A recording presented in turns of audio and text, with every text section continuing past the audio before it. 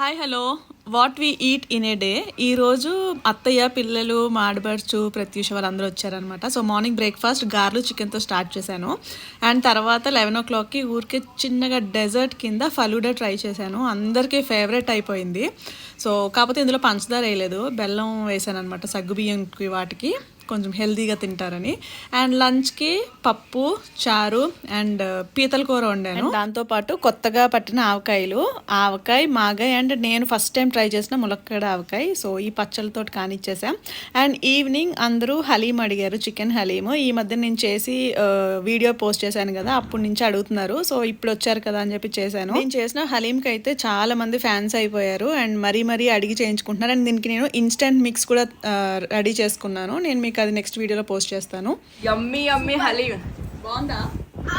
ఇప్పుడు దాకా హలీం తినలేదు కదా. అసలు నేను ఇప్పటి వరకు ఇది అంటే నాకు ఎప్పుడు ఇష్టం ఉండదు. ఒక స్పూన్ టేస్ట్ చూసారు. ఈ రోజు మా కాల్ చేసింది, తిన్నాను. చికెన్ హలీము చాలా బాగుంది.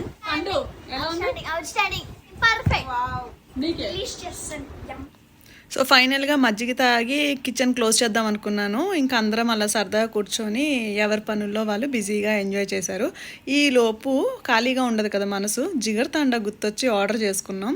సో ఫైనల్గా ఈ జిగర్తాండా తోటి డే అయితే ఎండ్ చేసాం. Thank you so much for watching. Bye bye.